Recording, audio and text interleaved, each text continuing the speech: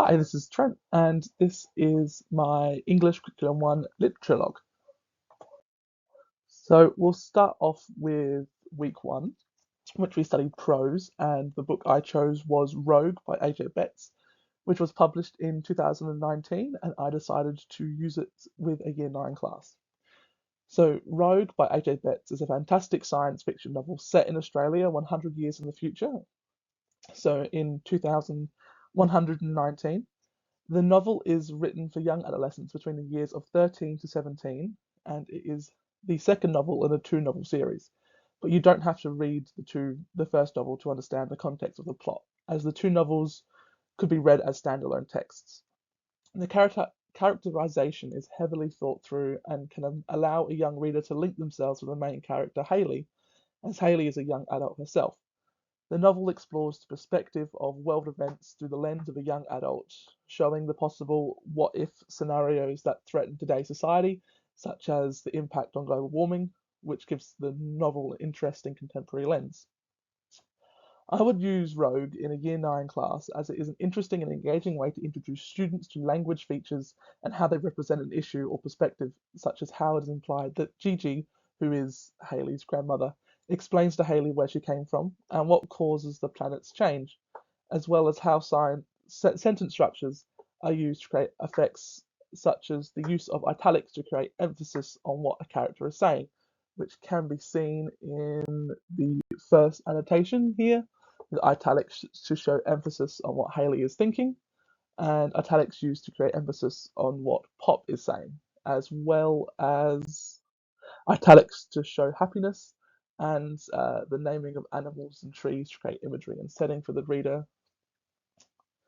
Um, the novel also shows how language can empower relationships, such as the dialogue between Hayley and Petra, and how Hayley is made small and demeaned by Petra, which can be seen in further annotations, which shows how language empowers relationships and roles, as Hayley appears to be scared of Petra, as she says to um, not want to talk to her, and also she's scared of her, as well as a further conversation showing how power is shown in language through Petra saying something held, you embellic, I hate this place. She doesn't like Hayley at all. It shows the disempowerment. I would, for this, with the use of this book, I would get the students to create a presentation on what language features are shown in the book, which studies its prose and how they can show the empowerment within relationships. So moving along, we'll go to week 2, and the week 2 poetry task the week 2 poem I chose was Jabberwocky by Lewis Carroll, which was first published in 1871, and I chose to use it with Year 7s. So Jabberwocky by Lewis Carroll is a fascinating poem as it is known as a nonsense poem because it uses made up words to create it. Because of these made up words, it creates a sense of allurement to what they mean, which can lead students to ask questions such as, what is a vorpal sword, which engages imagery. The poem is also a fun introduction to poetry if a student has not analysed or read a poem before, as the made up words can be difficult to pronounce. It can be fun to read the poem aloud with another person and see which each other produces the which see what others come up with to how to pronounce the words. So I would use this poem in Year 7 class English classroom by getting the class to first read the poem and have a discussion about what they believe the made up words could mean and what imagery they produce for the students.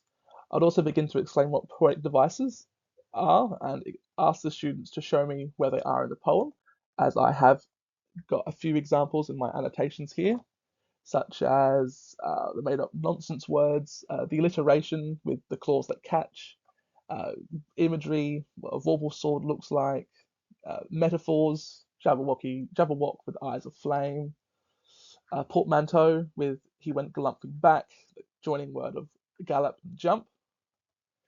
Um, and then I would ask the students to create their own poem with made up words that rhyme but make sense with the sentences, and the students would have to make up their own words, uh, introducing to them nonsense poems, and also getting them to try and create imagery when I'm reading their poems as well, which will be quite interesting. Um, so we'll move along to week 3, which is play and drama text, and I chose Hamlet by William Shakespeare, which was first performed in 1602, but I'm specifically looking at the 2009 version with David Tennant, and I chose to study it with a year 8 class. So I chose the 2009 version of Hamlet to teach because it is one of the Shakespearean tragedies that I'm most comfortable with, and as MacDonald states, you need to understand the text before you teach it. The 2009 version of the performance is an excellent entry point for younger audiences and is still performed with the original language, which will allow students to learn many new words which will have to be explained to them, which is why I have a kind of context for new language in Hamlet for students. They probably don't know these words. We might know fishmonger, but it's not a very commonly used word these days. But or phrases such as "though there be madness, there be method in't," they would be able to understand that that is where we derive the common term used now, the method to the madness. We've just flipped the wording around and taken out words like int, which we now say in it or isn't, things like that. As Quinnick Driver explains, the new language will allow for learning and undertakings behind why these words were made up for or used by Shakespeare. But the creation of the setting is contemporary, and the set design is also set modern with also modern costumes. Um, the actors within the performance are also relatively popular, such as David Tennant, who was in Doctor Who, and Patrick Stewart, who was in Star Trek and the X-Men, which means that students can be more engaged in the text. So I'll use this 2009 version of Hamlet to introduce Year 8s to understanding and recognizing how language shapes relationships and roles. It is clear by the way Hamlet talks to Ophelia or Horatio in the calm tone compared to King Claudius or Polonius, which he speaks to in a coarse tone and more demeaning manner. Hamlet is also a good play to introduce to younger year levels because you can introduce intertextuality to them through the use of other adaptations or texts that can be created from the original texts, such as The Lion King. And you've also got these soliloquies there, which are very important, such as in Act 3, Scene 1 of Hamlet's To Be or Not to Be speech, which is something I'm sure the students would already be knowledgeable about. And you can also speak to the students because they might be able to understand the representation of the modern clothing compared to older clothing. You'll see in Act 1, Scene 2, Hamlet is more well dressed, his hair is neat compared to the to be or not to be speech in Act 3, Scene 1, where he's wearing more common clothing, his hair's messy, he's in a shirt and jeans, so it shows his depth into madness, or alleged madness, I should say. So we'll move on to week 4, which is graphic text, or sorry, visual text, and I chose Heartstopper by Alice Oseman, which was published in 2016, firstly on the Webtoon application online. So I chose Heartstopper because it's a modern text that is highly popular with young adolescents. The graphic novel also looks at current social events such as gender identity and development, which can make students in the LGBTQIA plus community feel more valued and welcomed. As the novel touches on topics such as homophobia, transphobia, I decided to give this graphic novel to year 10s because of the content. Another reason for why I chose this text is because it is free to access on an application called Webtoon. You don't have to purchase the book, which means it's accessible to all students and the school does not have to purchase a class set. So I'll use Heartstopper to teach students to evaluate social, moral, or ethical positions represented in literature, as well as to show them how to understand language can have inclusive or exclusive social effects and can empower or disempower people. As the novel shows both inclusive and exclusive social effects due to the main characters both being gay, they suffer from homophobic slurs being thrown at them, things like that. but they also show resilience to homophobia, which can show empowerment. This is seen in my annotation here, where Nick is scared of telling his father that he has a boyfriend, which is a representation for social complex relationships within literature, but also shows personal empowerment. And then furthermore, the text messages.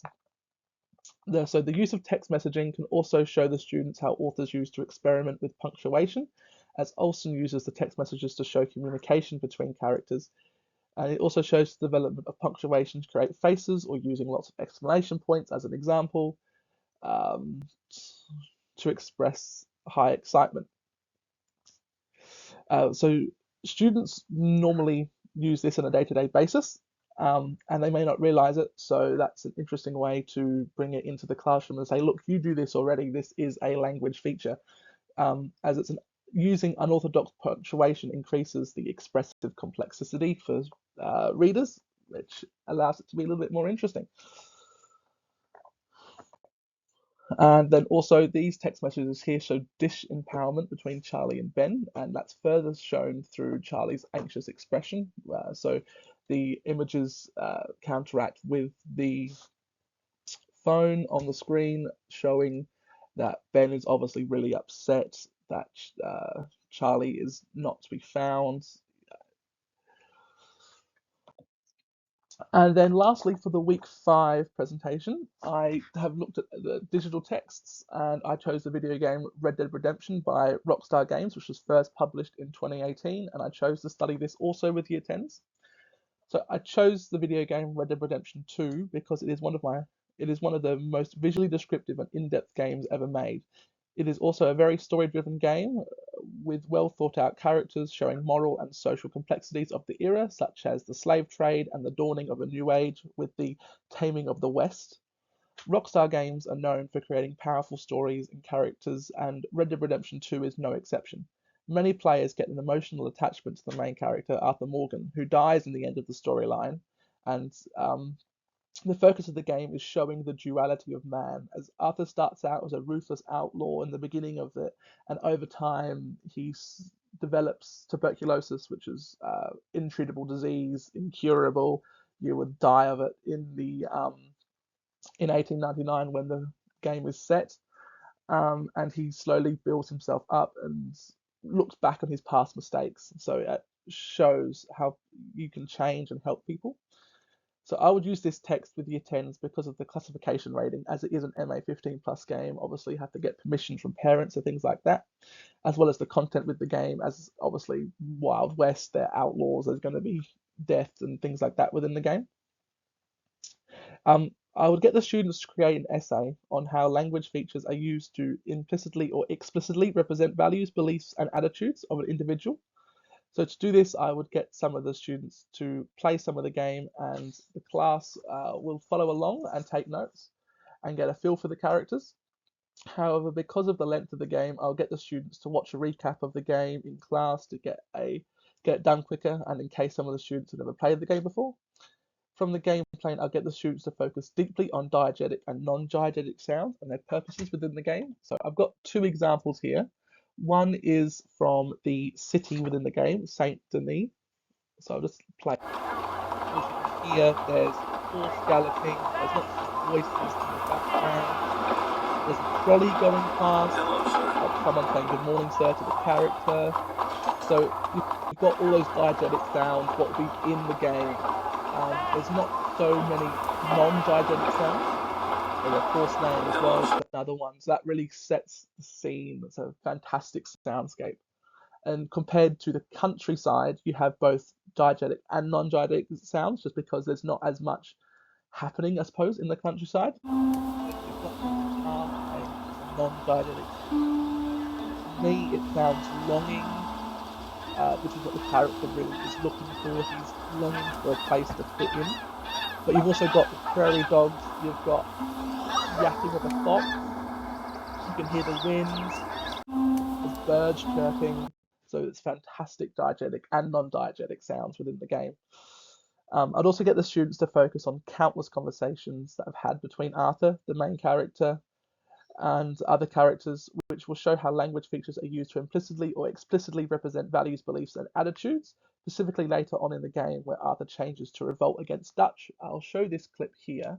So this will explain a little bit back. So this is the later part of the game where the photo right here is Arthur talking to Micah. Show up.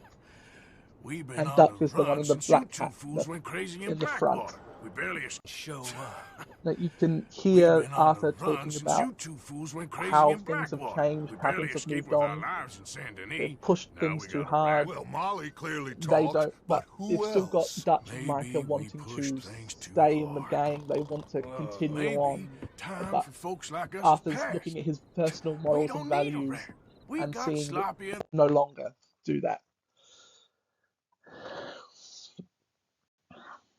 So yeah, so as you see, Dutch shows that his values and beliefs are embedded within his fellow gang members. And then I would also get the students to closely look at the dynamic between Dutch and Arthur as the relationship sours as from father and son to mentor or mentee. And that is all. Thank you.